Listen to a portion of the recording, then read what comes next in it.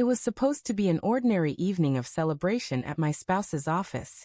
She had mentioned her new supervisor was throwing an extravagant birthday party, one she felt compelled to attend. I saw no issue with it, so I bid her farewell with kind words and settled into our home for the night. But as the hours crept past midnight and she still hadn't returned, a growing sense of dread began to churn within me. I called her phone vital source. Phone repeatedly, each unanswered ring intensifying the tightness in my chest.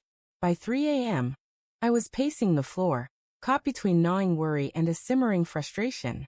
Part of me hoped she was simply caught up in the festivities, perhaps having one too many drinks. Yet a darker instinct murmured that she wasn't alone. When the first light of dawn filtered through the curtains and the door finally swung open, she stumbled in, her hair tangled, her dress wrinkled, her eyes avoiding mine. Guilt seemed to pour off her, accompanied by the faint trace of a cologne that didn't belong to me. "You're still awake," she muttered, trying to slip past me. Sleep wasn't an option, I replied, my tone cold as ice. Where had she been? Her explanation was a disjointed tale of the party stretching late, and coworkers coaxing her to stay, but the quiver in her voice exposed the falsehood. I held back from confronting her then. Instead, I let her retreat to bed, pretending to accept her story while my heart roared with the truth. The next morning, while the shower hummed, I grabbed her phone. What I discovered ignited a fire in my veins. Flirtatious messages with her boss, plans carefully woven over weeks, and one message confirming that the previous night had ventured far beyond drinks. It had led to a hotel room. My hands shook, but my rage was steady. When she stepped out, I stood there, her phone clenched in my hand.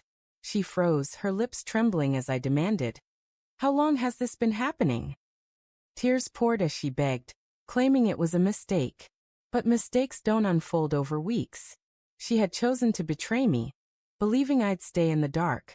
In that moment, I decided her punishment wouldn't just be losing me. It would be losing everything she thought she'd won.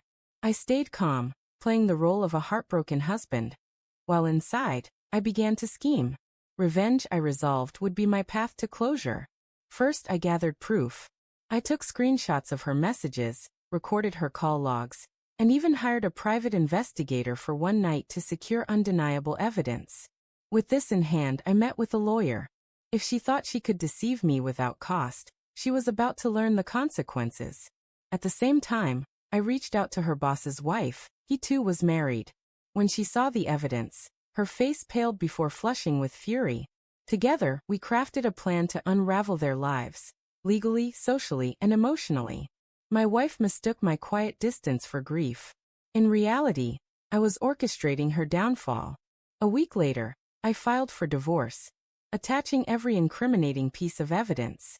She wasn't just shocked, she was broken, realizing she'd walk away with nothing, not even the court sympathy. The true strike came when her boss's wife exposed him during his company's board meeting. The affair became more than hushed rumors, it was public humiliation. He lost his shot at a promotion, his reputation, and soon his position. My wife's exhilarating affair collapsed alongside our marriage. The night she begged me to reconsider, tears cascading down her cheeks, I met her eyes one final time. "That morning you came home from his party, you thought you'd found excitement," I told her. "Instead, you found the end of everything you had." When the divorce was finalized, I walked away free. She, however, was left with nothing but shame and remorse. Her boss abandoned her to salvage his own life, and she had burned every bridge she'd crossed. She believed she could betray me without facing consequences. My vengeance proved her wrong. As I built a new life, stronger and wiser, she lingered in the ruins of her decisions. That birthday party wasn't just her boss's milestone. It marked the destruction of her deceit, and the moment my retribution erased her arrogant certainty for good.